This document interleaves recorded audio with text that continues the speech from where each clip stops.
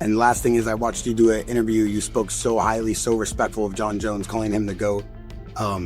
People are already looking at you as probably one of the greatest to ever do it, and you're so young in your career. Do you feel Jon Jones is the GOAT of the UFC?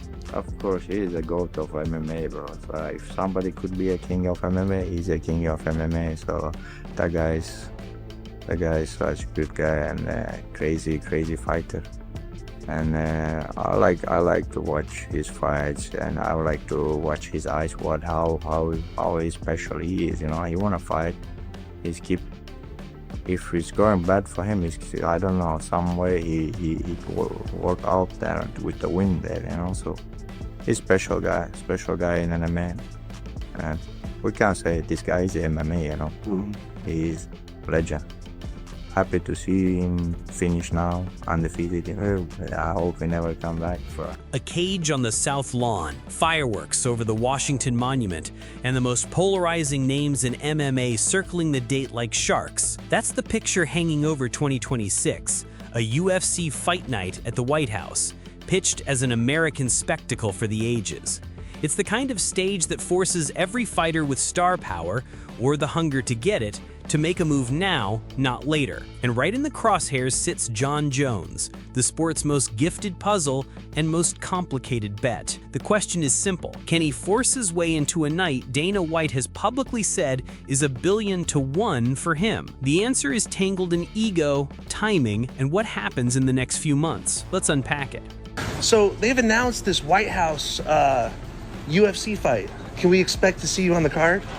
I can't promise anyone anything, but I have a very strong feeling that I'll be. I think it's got to be like a Sean Strickland, or like a. I mean, I could be wrong, but like I don't know, bro. But you know that like I Jon feel like Jones Aspinall. But I feel like Dana gained so much leverage after that because like Conor McGregor doesn't want to miss that. Jon Jones posted he doesn't want to he joined the testing. A sanctioned fight show on the White House lawn isn't just a venue swap. It's a status play, a culture moment, and an instant page in the sport's history books. It says fighting belongs on the biggest civic stage in the country. Fighters understand that signal instinctively. Everyone wants in because the optics alone are career-changing. Your walkout becomes a postcard of America in the background. Your name becomes part of a national anniversary highlight reel. The card will be built like a fortress of marquee moments, title fights, icons, and storylines that can cut through mainstream noise. That means the bar for entry is absurdly high, and the margin for risk is microscopic. Khamzat Chimaev said that you are the scariest guy in MMA. That's a huge compliment coming from Khamzat. I'm a big fan of Khamzat. I don't think he has any reason to toot my horn or to even be humbled. He doesn't have to be. I mean, heavyweights fear him, and the fact that he has so much respect for me really means a lot. It shows me a lot about his character, his humility to be able to compliment someone in such a huge way. So I'm very grateful and honored. Dana White is on record laying down the hardest line he's ever drawn on a superstar. Jon Jones on the White House card is a long shot. Not a bad idea, not a maybe, a long shot so long he put a number on it. That's less about talent and more about trust. When you put a cage on the South Lawn, you remove all wiggle room for chaos. You can't advertise a main event that evaporates. You can't run back a replacement headline in that setting. The stage is too public. The consequence of a collapse is too big. So the question isn't, is Jon the best?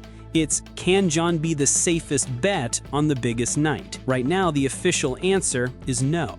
The twist? Jones said he was done. Walked away. Then the White House card flickered into reality and the switch flipped back. He jumped into a fresh testing cycle, laced up again, and started talking about the belt like nothing was finished. That's not indecision. That's gravity. The South Lawn pulls at legacy. Jones has always been about solving the unsolvable, and the current riddle is political as much as it is athletic. How do you make a skeptic promoter change a public stance without a single misstep? You don't out-talk it, you outlast it. You show up clean, you show up healthy, you show up on time every time, and you keep your name boring in the news until fight week. If Jones is the chess grandmaster of MMA, Khamzat Chimaev is the cold front moving across the division. Pressure, pace, and positional cruelty. After his suffocating title win, critics argued about excitement. Believers pointed at domination. Either way, the numbers screamed what the eyes saw. Once Khamzat gets his hands on you, the round becomes his habitat. Jones knows what preparing for a wunderkind looks like, and the idea of borrowing some of that relentless clamp pressure is no accident. Imagine Jones with fresh reps in modern chain wrestling timing, shorter room scrambles, and the kind of cage mat awareness that eats up minutes off the clock. That doesn't make him Khamzat, it makes him updated Jones, new firmware on legendary hardware. If the South Lawn card is a monument to spectacle, Conor McGregor is a heat source. Love him or not, he moves attention like weather. A clean testing slate and a motivated camp turns his next walkout into a global screen test. Is the myth still alive? The Chandler rivalry is made for TV, but the deeper play is bigger than that. Conor on this bill is brand fuel. Pay-per-view or network, domestic or international, his presence calibrates the card's ceiling. The risk is ring rust and the hard fact that the cage is honest.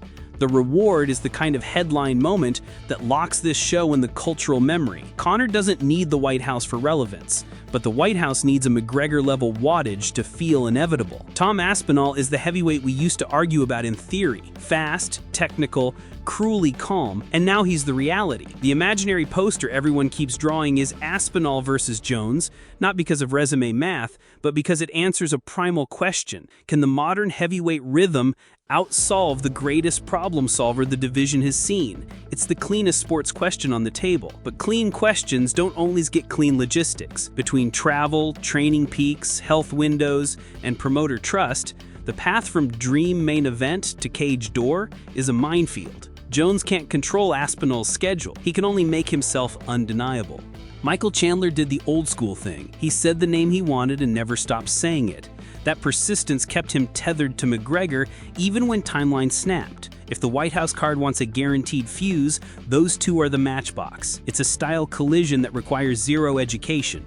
Fast starts, big swings, and one punch that can flip the night. If Jones becomes impossible and a heavyweight title window won't line up, the card can still feel historic if it pairs McGregor-Chandler with another gold fight somewhere else on the bill. The White House doesn't need one perfect fight, it needs a perfect night. Jones can't edit what's already happened. He can't negotiate trust with press quotes. He can't PR spin history. But he can remove every new reason to say no. That means a boring news feed, test results, camp photos, and a calendar with no surprise headlines. It means a public stance that's humble, focused, and consistent, because the White House card is less a reward and more an audition. Be visible enough to reassure fans you're working, invisible enough to reassure the boss you're predictable. That's not how stars usually behave. That's the point. A South Lawn event isn't just weigh-ins and walkouts. It's security perimeters, diplomatic calendars, and broadcast choreography. A single late injury cascades into federal logistics, not just a co-main shuffle. That's why the matchmaking will be conservative underneath the fireworks. Proven professionals, world titles with deep backup plans, and names that can carry segments even if the main event shifts. For fighters, that translates to one truth. If your name creates a risk column as big as the reward column, you won't be on that spreadsheet. Momentum is ruthless. If Jones strings together quiet weeks, sharp footage, and a cooperative body, the math changes. Fans start wondering out loud. Media questions soften. The 1,000,000-to-1 line becomes a dare rather than a verdict. Add a public training clip with Khamzat dropping tips at the cage fence, and the internet does the rest. That's the path. Make skepticism look outdated. And if McGregor posts test after test with clean results and sparring rounds that look like old-school McGregor, the grand, the pole counter, the timing, then the South Lawn goes from a rumor to a runaway train. Picture the show open. Tanks of light washing the lawn, the cage a black hexagon in a field of white. The first horn sounds and the crowd gasps at how close the house looks to the action. In one scenario, Aspinall and Jones stand across from each other and time slows. In another, McGregor walks first, stealing the air from everyone who follows, while a title fight later in the night holds the sports center. There are a dozen ways to build this card, and only 2 rules. No duds, no dropouts. The South Lawn isn't a place to experiment. It's where sure things go to become lore. For Jones, the South Lawn is a redemption arc staged as a national event. Not the belt, he's had belts, but the ability to anchor the biggest night without a wobble. For McGregor, it's a referendum on a myth with real daylight behind it. Still dangerous, still electric, still able to make the world stop for a left hand. For Khamzat, it's the empire phase. Walk in as the new standard and leave with a larger one. For Aspinall, it's the champion's rite of passage in front of the most unblinking audience the sport can summon. Whoever gets that night gets more than a win. They get a paragraph in every future highlight reel the UFC cuts for the next decade. Here's the part fans don't see: the phone calls that never make headlines, managers asking for updates, coaches whispering about peaking dates, doctors checking on tiny injuries that decide everything. The White House card is already testing fighters, and the exam has nothing to do with punches.